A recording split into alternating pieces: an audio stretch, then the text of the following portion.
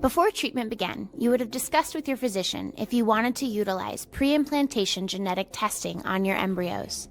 Pre-implantation genetic testing for aneuploidy, or PGTA, is a great way to make sure you are transferring a chromosomally normal embryo, which will have a higher implantation rate, lower miscarriage rate, and greater outcome for pregnancy. PGTA is sometimes called CCS. It used to be called PGS. Going to IVF should not be taken lightly. Many patients think that it's a slam dunk. It's an automatic guaranteed pregnancy. But truth be told, if someone has a long-standing history of infertility, there's probably some underlying pathology that's been going on for a while, and something's going awry in the process.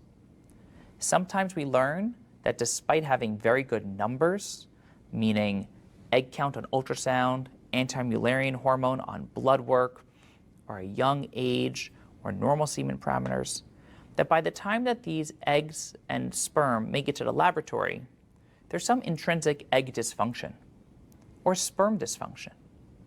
Even though we can control as much as we can in the laboratory, there's some things that are out of our control. And those things are the genetics.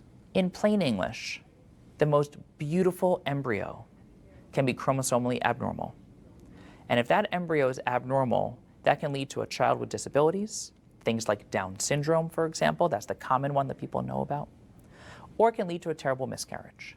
Patients often ask, my friend had 4 transfers done in another clinic and none of them stuck. Do you know why? And I always tell them no, because getting an embryo to stick or implant can be the uterus, which is where you're putting the embryo back, how you're putting the embryo back, the environment you're putting it back in, how you grow the lining of the patient. But more importantly is, what did those embryos look like? How did they perform? What was their chromosomal status? All these data points help us guide patients along their way.